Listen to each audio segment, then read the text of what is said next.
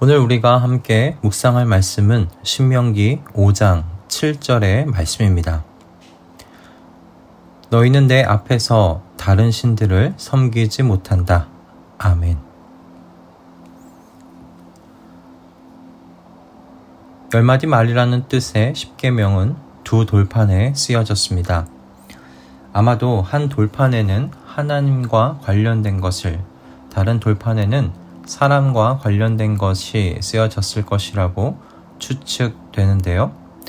저의 의견도 같습니다. 10계명은 1계명부터 4계명까지는 하나님과 관련된 명령으로, 5계명부터 10계명까지는 사람과 관련된 명령으로 구성되어 있습니다. 그래서 아마 각각 다른 돌판에 쓰여지지 않았을까 생각이 됩니다.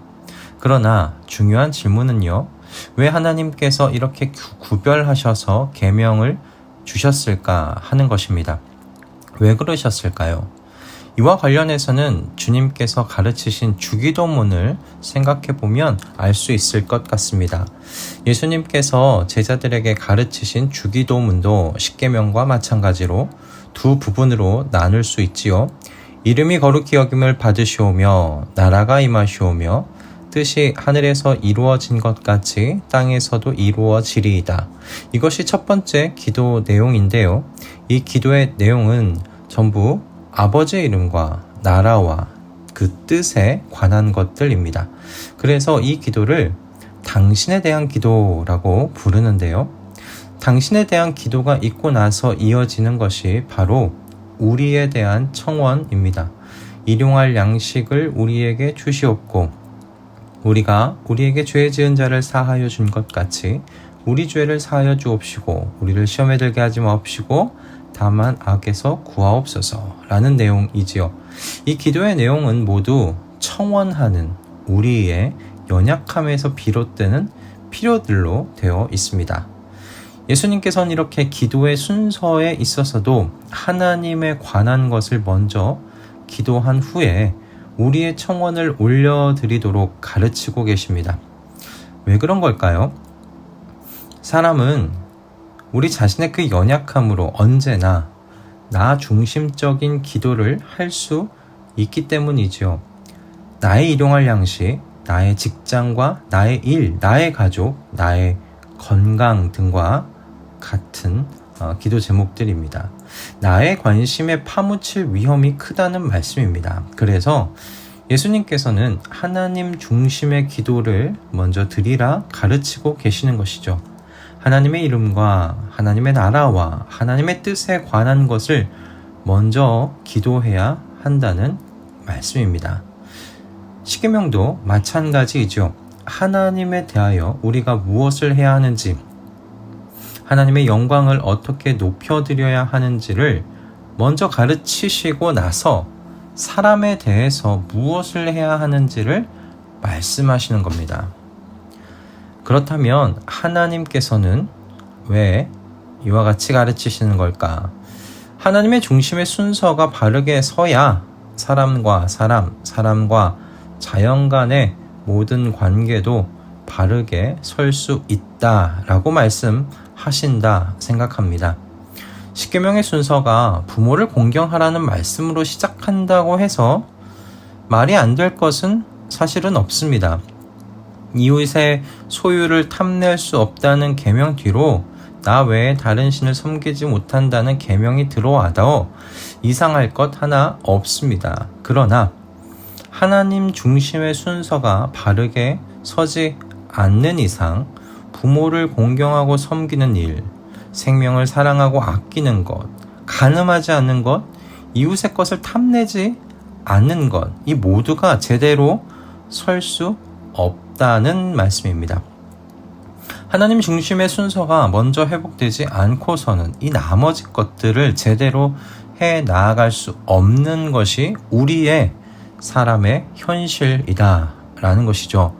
호세아서 내용이 이와 관련한 주제를 잘 다루고 있습니다. 호세아서는 이스라엘 백성이 망하는 이유가 다른 것이 아니라 하나님을 아는 지식이 이스라엘 백성 가운데 없기 때문이라고 말합니다. 이스라엘 백성이 하나님을 아는 지식이 없기 때문에 그 땅에 어떤 일들이 있는가? 저주와 속임과 살인과 도둑질과 간음과 포악과 피가 피를 뒤이음이라고 말씀하고 있습니다. 하나님을 아는 지식이 없기 때문에 그들의 삶 속에서 이와 같은 것들이 튀어나오고 있다. 호세아 선지자의 말입니다. 그래서 너희는 내 앞에서 다른 신을 섬기지 못한다는 1계명은 하나님 중심의 순서를 먼저 회복하라는 말씀입니다. 명령입니다.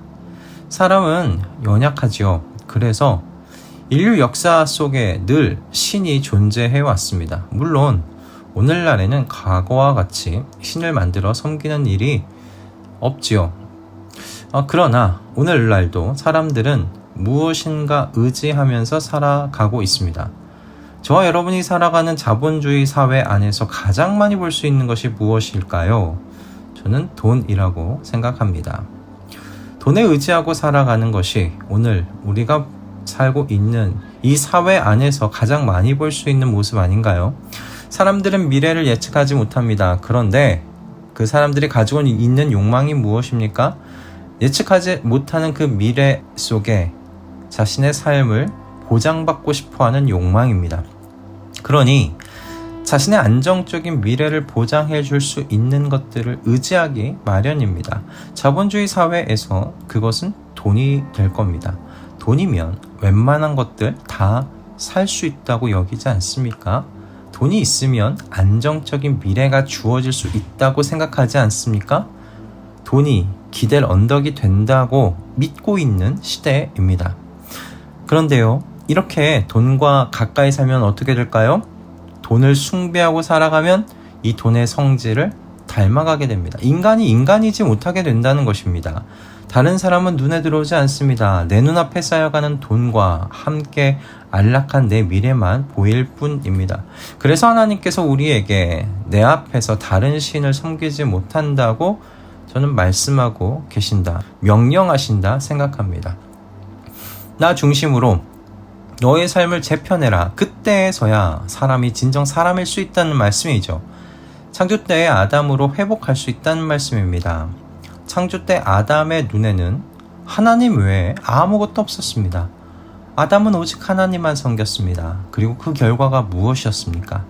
하나님께서 창조하신 세상이 아름답게 가꾸어질 수 있었습니다. 아름답게 다스려질 수 있었습니다. 하나님께서 주신 또 다른 사람, 그 하와를 진정으로 사람과 사람으로 사랑할 수 있었습니다. 10가지 말 10계명은 하나님께서 하나님의 백성을 구원하시고 그들을 사랑하셔서 주신 계명입니다. 사람이 참 사람다울 수 있도록 그렇게 하나님 나라 백성으로서의 삶을, 그 길을 인도해 주시려는 마음에서 주신 계명이지요. 사람이 하나님 아닌 다른 것을 섬기면 그것이 돈이 되었든 지식이 되었든 세상의 권세가 되었든 사람은 사람으로서의 가치를 제대로 보일 수 없습니다. 드러낼 수 없습니다. 결국은 이런 것들의 종으로 끌려다니며 살아가게 될 뿐입니다. 진정한 청지기로서 돈과 지식과 권세를 끌고 다니며 사용할 수 있기 위해서 하나님 중심의 순서가 우리 안에서 회복되어야 합니다. 그래서 1계명이 다른 어떤 계명보다 먼저 나오고 있는 것입니다.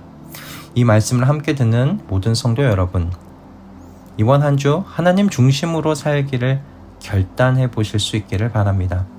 하나님 외에는 다른 어떤 것도 신뢰하지 않겠다고, 하나님을 하나님의 자리에 모시고 살기를 결단하겠다고 이 아침 주님 앞에 기도하며 새로운 한 주를 시작하시는 우리 모두가 되기를 주님의 이름으로 축복합니다. 기도하겠습니다.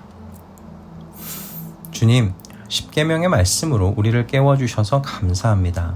내 앞에서 다른 신을 섬기지 못한다는 주님의 명령이 우리의 가슴에 새겨지는 이 아침 되기를 소원합니다.